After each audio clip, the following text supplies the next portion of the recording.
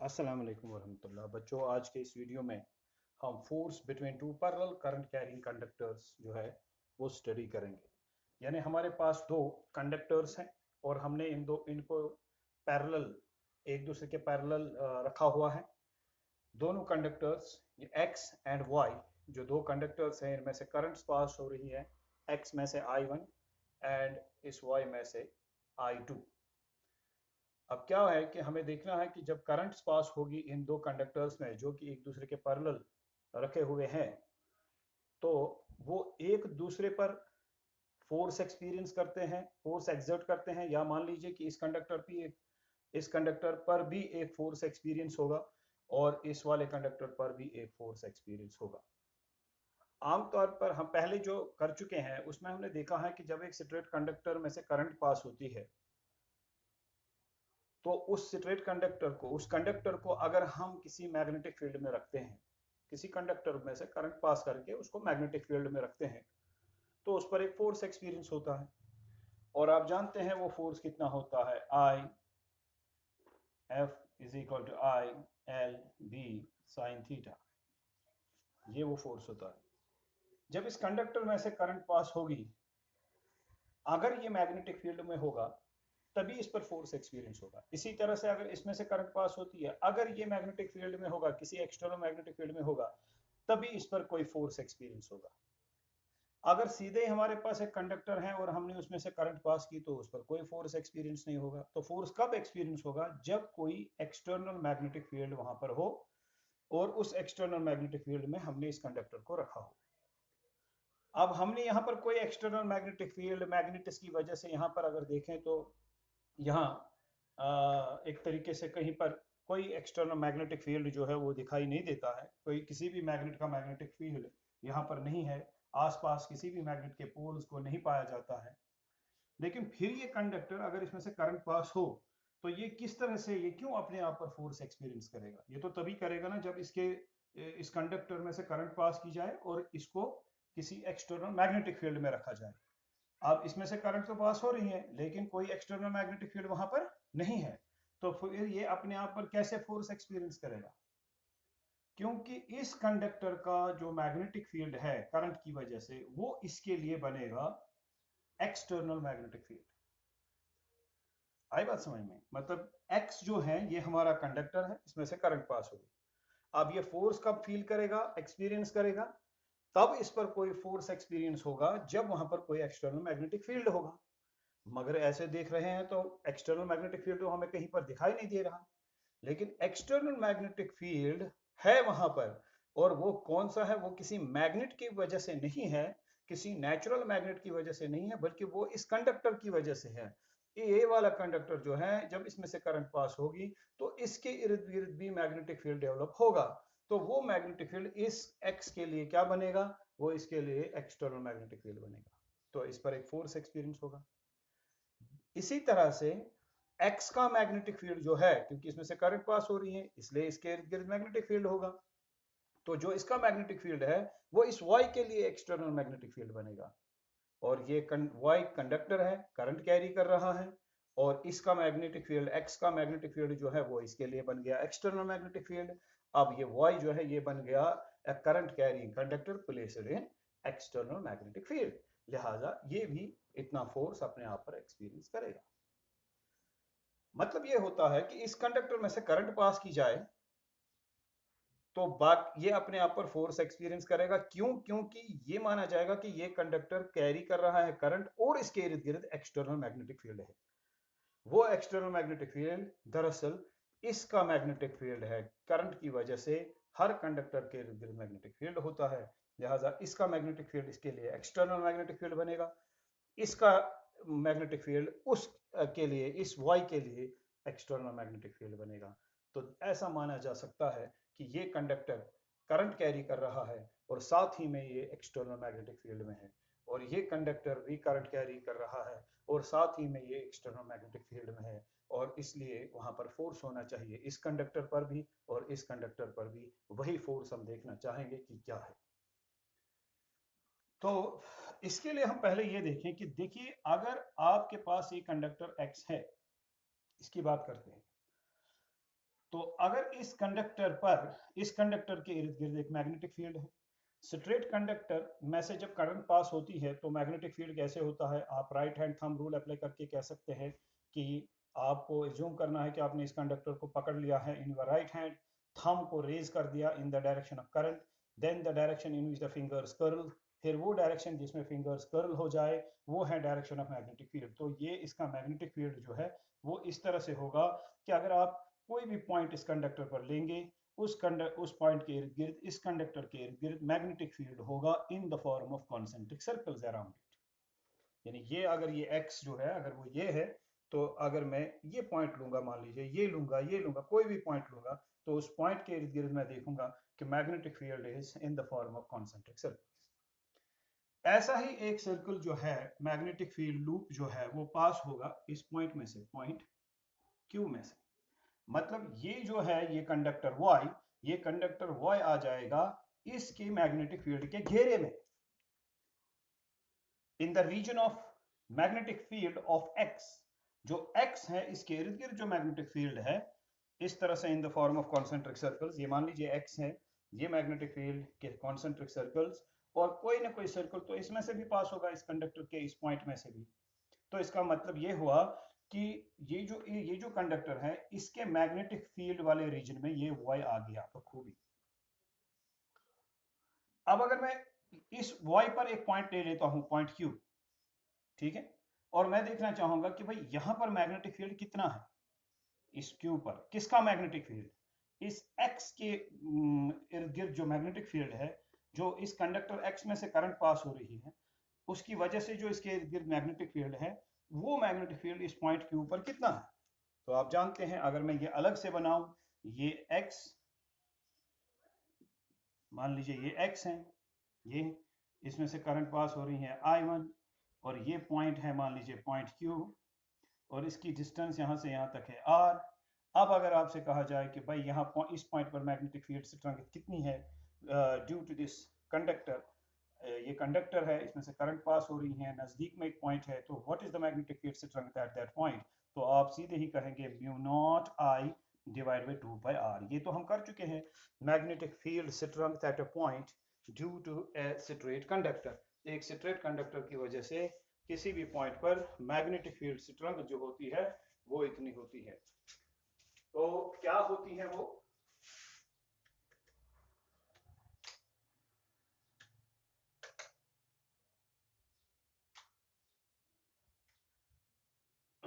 तो आप देखते हैं कि वो स्ट्रेंथ होती है mu naught I divide by 2 pi R. शायद ये रिफ्लेक्शन लाइट का वहां पर आ रहा है और मैं इसको इसलिए यहां पर लिखता हूं, B is equal to mu naught I divide by 2 pi are.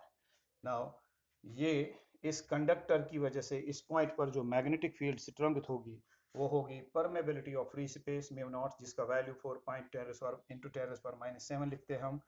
Current passing through the conductor, यहाँ वो करंट I1 है तो हम I1 लिखेंगे 2 पाई आर, आर का मतलब distance of that point from the conductor, ठीक है। ये मैग्नेटिक फील्ड है at point P, at point Q, ठीक है ना, इस कंडक्टर X की वजह से, ठीक है। इसी तरह से हमारे पास ये X है, इसमें से करंट पास हो रही है I1, ये पॉइंट Q है, तो इस पॉइंट Q पर जो ये X के इर्द गिर्द, इस कंडक्टर के इर्द गिर्द जो मैग्नेटिक फील्ड होगा उसकी स्ट्रेंथ कितनी होगी एट पॉइंट Q, तो वो होगी B is equal to mu naught I1 divide by 2 pi R. ये मैं लिखूंगा यहाँ पर, लेकिन मैं B नहीं लिखूंगा, मैं BX लिखूंगा। BX क्यों, क्योंकि this is the magnetic field, हाँ, due to the current, magnetic field due to the current in conductor X। जो X है कंडक्टर हमारा, उसमें से जो करंट पास हो रही है, ठीक है, I1, उसकी वजह से ही मैग्नेटिक फील्ड है, यानी ये इस कंडक्टर की वजह से मैग्नेटिक फील्ड है। इस कंडक्टर का नाम हमने X दिया है तो मैं मैग्नेटिक फील्ड का नाम BX लूंगा, ठीक है। अब अगर हम देखें कि इस BX की डायरेक्शन क्या है इस पॉइंट पर, इस Q पर, चलो स्ट्रेंथ तो इतनी है मैग्नेटिक फील्ड की पॉइंट Q पर, लेकिन इस BX, ये याद रहे ये BX इसका मैग्नेटिक फील्ड नहीं है, अभी Y हमारे पास है ही, Y के साथ हम छेड़ ही नहीं रहे, हम सिर्फ X को देख रहे हैं और इसमें से करंट है I1 और इसका मैग्नेटिक फील्ड है इसके इर्द गिर्द और पॉइंट क्यू पर भी इसका कुछ ना कुछ मैग्नेटिक फील्ड है इस कंडक्टर एक्स की वजह से। तो पॉइंट क्यू पर जो मैग्नेटिक फील्ड है वो है B X is equal to mu naught I one divide by two by R. अब इस बी एक्स की अगर आप डायरेक्शन देखना चाहें तो कैसे निकालेंगे? शाबाश। तो पहले आपको right hand thumb rule apply करना है। इस कंडक्टर में से करंट कहाँ जा रही है? ऊपर जा रही है, तो थंब उसी डायरेक्शन में रहेगा। फिर फिंगर्स कर्ल हो रहे हैं इस तरफ, तो मैग्नेटिक फील्ड लूप जो इसके इर्द गिर्द बनेंगे वो इस तरफ बनेंगे, क्योंकि फिंगर्स उसी तरफ कर्ल कर रही हैं। जब आप थंब को इन द डायरेक्शन ऑफ करंट रखेंगे, ऊपर रखेंगे, तो फिंगर्स इस तरफ कर्ल होंगी, ये ये। तो पॉइंट क्यू पर भी एक सर्कल जाएगा इस तरह से। तो जब पॉइंट क्यू पर इस तरह से एक सर्कल जाएगा, यानी कौन सा सर्कल? मैग्नेटिक फील्ड वाला सर्कल।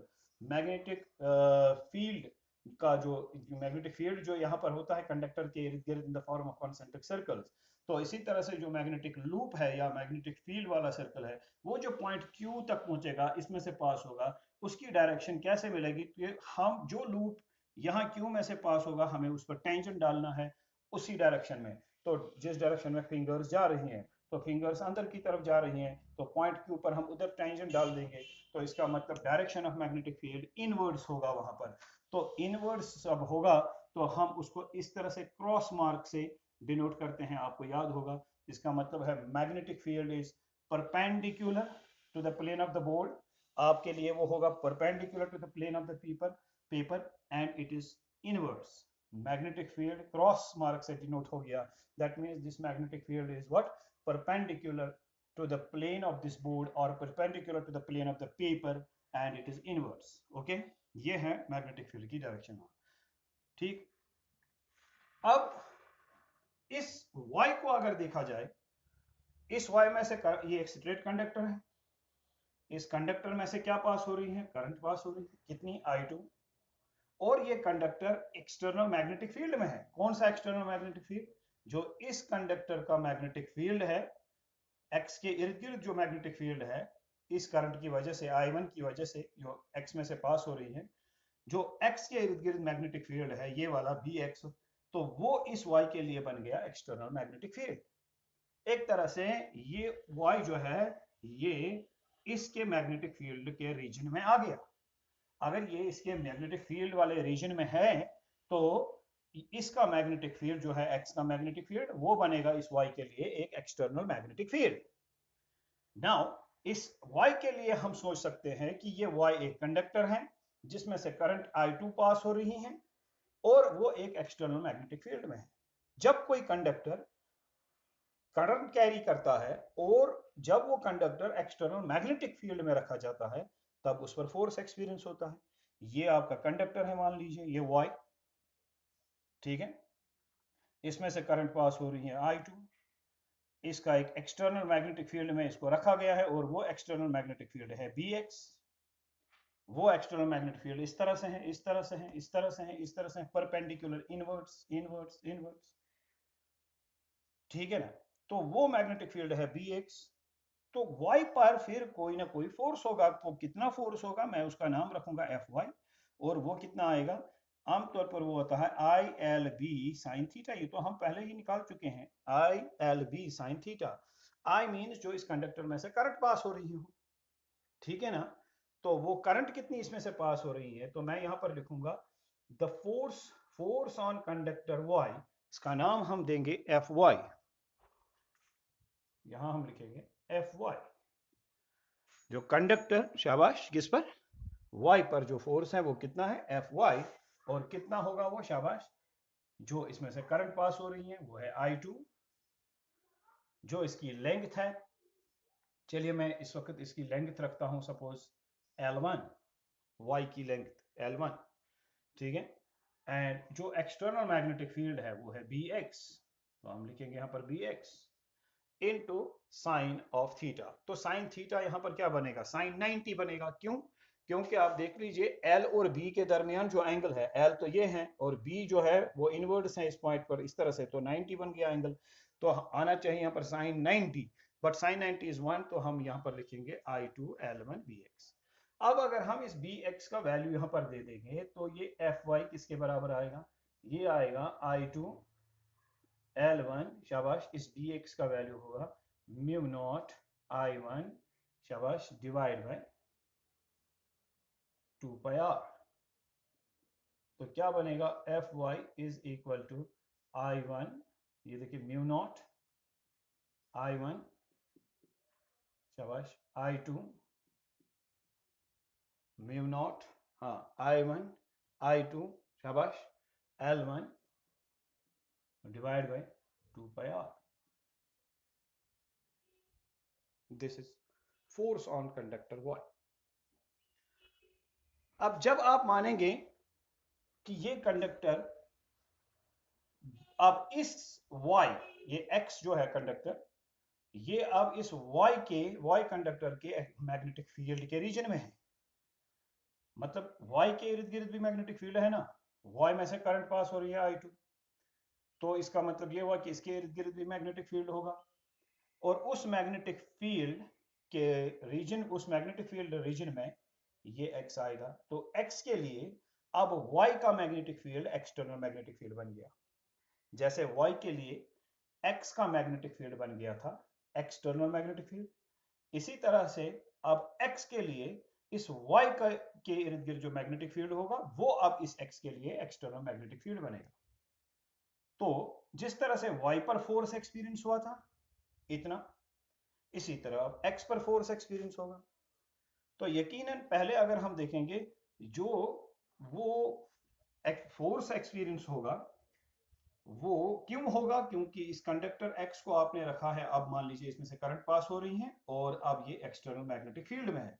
वो एक्सटर्नल मैग्नेटिक फील्ड इस कंडक्टर की वजह से, वो एक्सटर्नल मैग्नेटिक फील्ड जो कंडक्टर Y के इर्द गिर्द होगा वो किसके बराबर होगा, शाबाश, वो होगा कंडक्टर Y के इर्द गिर्द जो मैग्नेटिक फील्ड है वो होगा म्यू नॉट I2, क्योंकि इसमें से करंट पास हो रही है I2। जिस तरह आपने Bx लिखा तो हम By लिखेंगे म्यू नॉट I1 के बदले I2 divide by 2 pi r। तो इसके लिए भी ये डिस्टेंस रहेगी।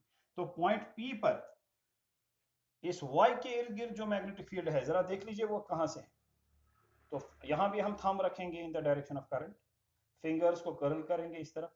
तो इस कंडक्टर के इर्द गिर्द मैग्नेटिक फील्ड होगा in the form of circular, in the form of concentric circles. तो इस तरह से मैग्नेटिक फील्ड लाइंस होंगी in the form of loops in the form of concentric circles. और उनमें से अगर एक लूप मान लीजिए इस P में से, पॉइंट P में से पास हो गया, तो यानी हम देखना चाहेंगे कि उस मैग्नेटिक फील्ड की स्ट्रेंथ पॉइंट P पर कितनी होगी, तो वो होगी mu naught I2 divide by 2 pi r। अब उस मैग्नेटिक फील्ड की, यानी जो पॉइंट P पर मैग्नेटिक फील्ड है इस Y की वजह से, तो Y में से जो करंट पास हो रही है उसकी वजह से इसके इर्द गिर्द जो मैग्नेटिक फील्ड है उसकी स्ट्रेंथ जो पॉइंट P पर है वो इतनी है, लेकिन उसकी डायरेक्शन क्या है। देखिए इस Y, ये Y मान लीजिए, ये पेन जो है ये Y मान लीजिए, इसके इर्द गिर्द जो मैग्नेटिक फील्ड अब है in the form of concentric circles हैं। इस तरह से एक ऐसा ही सर्कल पॉइंट P में से भी पास होगा और जब हम उस पर टेंजेंट डाल देंगे तो वो इस तरफ आएगा, बाहर की तरफ। तो जैसे यहाँ पर मैग्नेटिक फील्ड Bx जो था उसकी डायरेक्शन क्या थी, ये Bx है, इस Bx की डायरेक्शन क्या थी, इनवर्ड्स, परपेंडिकुलर बट इनवर्ड्स। तो जो इसके इर्द गिर्द मैग्नेटिक फील्ड है उसकी डायरेक्शन इस पॉइंट पर क्या होगी, परपेंडिकुलर बट आउटवर्ड्स। तो परपेंडिकुलर एंड आउटवर्ड्स को हम इस तरह से डिनोट करेंगे एक डॉट से। मतलब ये हुआ, ये Bx जो है, इस Bx की डायरेक्शन इस पॉइंट P पर कितनी, कहाँ है, इस तरह से इनवर्ड्स एंड परपेंडिकुलर। और जो By है यानी इसके इर्द गिर्द जो मैग्नेटिक फील्ड है उसकी स्ट्रेंथ इस पॉइंट P पर कितनी है, वो है मैग्नेटिक फील्ड By, वो इतना है। और उसकी डायरेक्शन क्या है, उसकी डायरेक्शन है परपेंडिकुलर बट आउटवर्ड्स, इस तरह से। अब जैसे इस कंडक्टर ने फोर्स एक्सपीरियंस किया था, कितना किया था, I2 जितनी इसमें से करंट पास हुई, L1 जितनी इसमें इसकी लेंथ है, ठीक है ना, इस कंडक्टर की जो लेंथ है, मैं L1 नहीं लिखूंगा, मैं यहां पर Ly लिखूंगा, मतलब length of conductor Y, Ly, ठीक है। तो इस पर कितना फोर्स है, I2, हाँ Ly Bx। अब इस पर कितना फोर्स होगा, इस पर पहले फोर्स क्यों होगा, क्योंकि इसमें से भी करंट पास हो रही है और ये भी एक्सटर्नल मैग्नेटिक फील्ड में है। और अब इस पर फोर्स होगा सपोज Fx, तो वो किसके बराबर होगा, जितनी इसमें से करंट पास हो रही है I1, जितनी इसकी लेंथ है दैट इज Lx, ठीक है। और जो एक्सटर्नल मैग्नेटिक फील्ड वहां पर है वो है By। क्यों? क्योंकि y का मैग्नेटिक फील्ड ही इसके लिए एक्सटर्नल मैग्नेटिक फील्ड बन गया। जैसे आपने यहाँ पर लिखा था Fy के लिए I2 L1 Ly Bx, यहाँ पर भी इसी तरह से Fx is equal to I1 Lx By। तो आपका जो ये Fx आ गया ये किसके बराबर आएगा? शाबाश, I1 Lx, और ये जो By है, By का वैल्यू क्या है? Mu not I2 divide by 2πr। तो कितना फोर्स होगा टोटल में किस पर? उस कंडक्टर y पर, कंडक्टर x पर, कंडक्टर x पर फोर्स होगा, शाबाश, mu naught I1 I2 Lx divide by 2πr। ठीक है भाई। अब आगे हम पहले ये देखेंगे कि भाई जरा पहले ये इक्वेशन आपकी फर्स्ट है, कंडक्टर y पर इतना फोर्स है और ये कंडक्टर x पर फोर्स है, इसको हम इक्वेशन सेकंड करेंगे। अगर गौर से आप देखेंगे, अगर इन दोनों कंडक्टर्स की लेंथ सेम होगी, मतलब अगर ये Ly और Lx, यहाँ पर लेंथ क्या है? Ly, और यहाँ पर लेंथ क्या है? Lx, तो बाकी चीजें जो है वो सारी सेम ही है। देखिए म्यू नॉट I1 I2, तो यहाँ पर भी mu naught I1 I2 divide by 2πr divide by 2πr, फिर यहाँ पर Ly, यहाँ पर Lx। अगर इन दो कंडक्टर्स की लेंथ सेम होगी तो इसका मतलब वो इक्वल फोर्सेस एक्सपीरियंस करेंगे अपने आप पर। जितना फोर्स x एक्सपीरियंस करेगा उतना ही फोर्स कंडक्टर y भी एक्सपीरियंस करेगा। ये तो पहले एक बात होगी, ठीक है कि नहीं? मगर ये कब पॉसिबल है जरा बताइए? जब लेंथ दोनों कंडक्टर्स की सेम हो, ठीक है। अब अगर लेंथ सेम नहीं भी हो, अगर हम इस फोर्स को देखें कि फोर्स पर यूनिट लेंथ कितना है इस कंडक्टर पर, यानी कंडक्टर y पर फोर्स पर यूनिट लेंथ कितना है, तो ये फोर्स है, इसको लेंथ ऑफ द कंडक्टर से डिवाइड कीजिए। लेंथ ऑफ द कंडक्टर क्या है? Ly, तो ये बनेगा फोर्स पर यूनिट लेंथ। यहाँ पर Fy के लिए बनेगा फोर्स पर यूनिट लेंथ बनेगा, मैं यहां पर लिखूंगा फोर्स, चलिए यहां लिखते हैं force per unit length.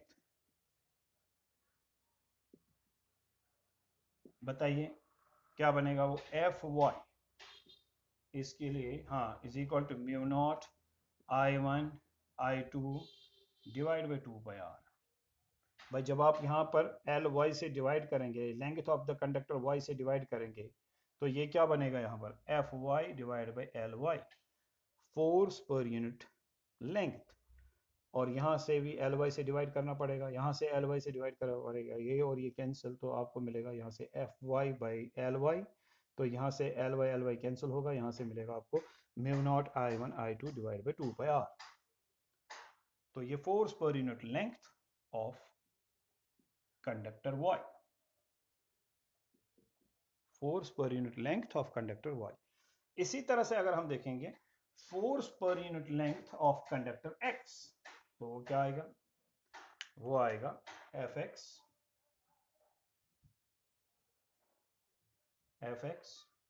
By Lx। जो ये Fx है इसको लेंथ ऑफ द कंडक्टर से डिवाइड करेंगे, फोर्स पर यूनिट लेंथ, तो यहां लिखेंगे हम force per unit length of conductor x। जो कंडक्टर x है उसका force per unit length is equal to, शाबाश, mu naught I1 I2 divide by 2πr। भाई क्यों? ये तो टोटल फोर्स है, इसको length of the conductor x की जो लेंथ है उससे डिवाइड करेंगे, वो है Lx। यहाँ से बनेगा Fx डिवाइड बाई Lx। जब यहाँ से भी Lx से डिवाइड होगा, ये Lx कैंसिल, तो आपको मिलेगा mu naught I1 I2 divide by 2πr। दोनों कंडक्टर्स पर अलग अलग फोर्सेस होंगे, क्योंकि उनकी लेंथ्स अगर सेम नहीं है तब फोर्सेस सेम नहीं होंगे, मगर फोर्स पर यूनिट लेंथ दोनों में सेम होगा। देखिए इसका फोर्स पर यूनिट लेंथ क्या है? इसके लिए y कंडक्टर के लिए है mu naught I1 I2 divide by 2πr, और x के लिए भी है mu naught I1 I2 divide by 2πr। अब आप क्या समझे? हम ये समझे कि जब दो कंडक्टर्स पैरेलल्स में एक दूसरे के रखे जाते हैं और अब उनमें से अगर करंट पास होती है तो वो फिर अपने आप पर एक फोर्स एक्सपीरियंस करते हैं। जिस कंडक्टर की लेंथ ज्यादा हो वो ज्यादा फोर्स एक्सपीरियंस करेगा, जिसकी लेंथ कम हो उस पर फोर्स कम होगा। ठीक है। और दूसरी बात, फोर्स पर यूनिट लेंथ दोनों में सेम होगा। यानी अगर आप देखना चाहें कि एक एक सेंटीमीटर पर या एक एक मीटर पर एक यूनिट लेंथ पर कितना फोर्स है, तो जितना इस की यूनिट लेंथ पर फोर्स होगा उतना ही इसकी यूनिट लेंथ पर भी फोर्स होगा, यानी force per unit length is same. दूसरी बात, ये फोर्स और force per unit length same होंगे दोनों ही, चाहे करंट किसी में भी ज्यादा हो किसी में कम हो। यानी यहाँ दोनों करंट्स आ रही हैं I1 इंटू I2 और Y में भी आ रही हैं I1 इंटू I2। आप force per unit length for conductor Y निकालें तो आपको दोनों करंट्स का प्रोडक्ट यहाँ पर आता है। Force per unit length for conductor X निकालें तो आपको यहाँ पर दोनों ही करंट्स का प्रोडक्ट आता है। तो किसी में से करंट ज्यादा है किसी में से कम, उसकी वजह से फोर्स किसी पर ज्यादा और किसी पर कम नहीं होगा, बल्कि फोर्स पर यूनिट लेंगे तो हर सूरत में दोनों पर सेम ही रहेगा। लेकिन फोर्स, टोटल फोर्स उसी कंडक्टर पर ज्यादा होगा जिसकी लेंथ ज्यादा होगी। ठीक है, लेकिन फोर्स पर यूनिट लेंगे दोनों में सेम होगा। ठीक है भाई, चलिए अब सवाल ये है दूसरी बात कि ये जो Fx आपने कहा, यानी force on this conductor X and force on this conductor Y, इनकी डायरेक्शंस क्या है, ये अहम चीज है। देखिए पहले हम चूंकि Fy करते रहे हैं तो Fy ही को करेंगे। ये क्रॉस मार्क क्या इंडिकेट करता है, मैग्नेटिक फील्ड की डायरेक्शन किस तरफ है, वो इनवर्ड्स। करंट किस तरफ है, अपवर्ड्स। तो मान लीजिए इन दोनों में करंट्स एक ही डायरेक्शन में है, अपवर्ड्स दोनों में। तो पहले इस पर फोर्स देखेंगे तो आपको फर्स्ट पहले वो फ्लेमिंग्स लेफ्ट हैंड रूल आपको अप्लाई करना पड़ेगा। फर्स्ट फिंगर को आपने रखना पड़ेगा, शाबाश, इन द डायरेक्शन ऑफ फील्ड। अब फील्ड यहाँ पर है इस कंडक्टर पर किसी भी पॉइंट पर, पॉइंट क्यू पर, इस पर, इस पर, इस पर, इस पर, कहीं भी वो फील्ड, फील्ड जो है एक्सटर्नल मैग्नेटिक फील्ड जो है वो हमने क्रॉस मार्क से डिनोट किया है, वो इनवर्ड्स है। तो मैं फर्स्ट फिंगर को रखूंगा in the direction of field, middle finger रहेगी in the direction of current. तो करंट ऊपर है तो मैं फर्स्ट फिंगर को रखूंगा in the direction of field, middle finger को रखूंगा in the direction of current, ऊपर की तरफ। तो थंब देखिए किस तरफ आ गया, इस तरफ। तो थंब जिस तरफ आ रहा है वो हमारा थंब इस तरफ आ रहा है, तो ये है direction of force towards this x, यानी इस पर जो फोर्स होगा वो भी इस तरफ होगा। ये है Fy की डायरेक्शन। ये जो फोर्स है कंडक्टर Y पर, उस पर जो फोर्स है वो इस तरफ है। अब जो X है उस पर जो फोर्स है वो किस तरफ है वो देखेंगे। देखिए ये डॉट मार्क क्या इंडिकेट करता है, जो यहाँ पर मैग्नेटिक फील्ड है उसकी डायरेक्शन है perpendicular and outwards. Dot mark यही चीज डिनोट करता है। तो हम फर्स्ट फिंगर को रखेंगे इन द डायरेक्शन ऑफ फील्ड क्योंकि फील्ड है आउटवर्ड्स, एंड मिडिल फिंगर को रखेंगे इन the direction of current. Current किस तरफ है, ऊपर की तरफ, तो मिडिल फिंगर को घुमाइए in the direction of current. Thumb किस तरफ चला गया, उस तरफ चला गया थंब, ये देखिए उस तरफ चला गया। तो ये है डायरेक्शन ऑफ फोर्स। तो इस कंडक्टर पर किसी भी पॉइंट पर अगर आप डायरेक्शन ऑफ फोर्स निकालेंगे तो वो ये है Fx। इसका मतलब जब हम दोनों कंडक्टर्स में से डिफरेंट करंट्स पास करवाते हैं, फोर्स पर यूनिट लेंथ जो इस कंडक्टर पर होता है वो इस पर भी होता है, मगर टोटल फोर्स उसी कंडक्टर पर ज्यादा होता है जिसकी लेंथ ज्यादा होगी।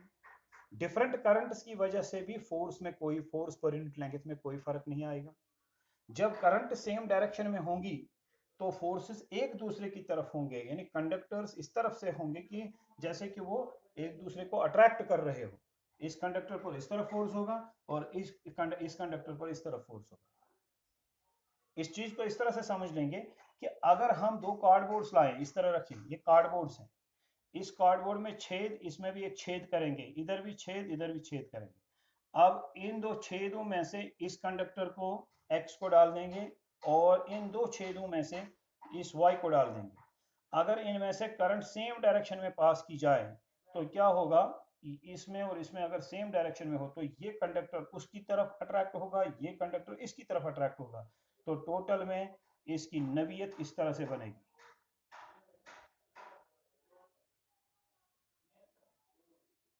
ये एक दूसरे को ऐसे अट्रैक्ट करेंगे like this.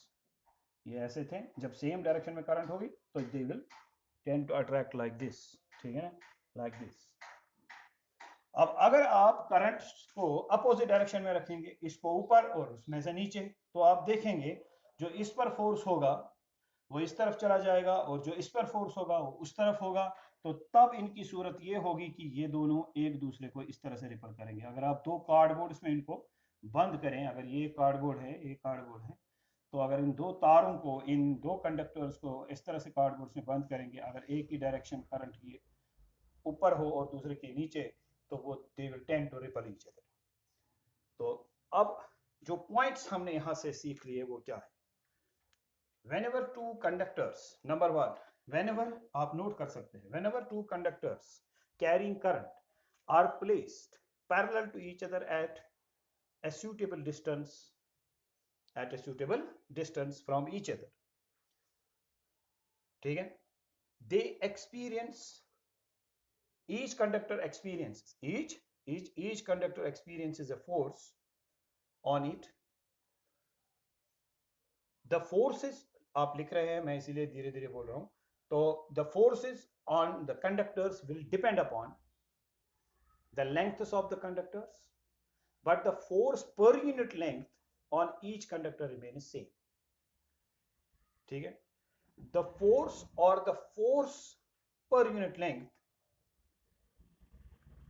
depends upon the product of currents through them. Force हो या फोर्स पर यूनिट लेंथ हो, वो डिपेंड करेगा on the product of currents through them.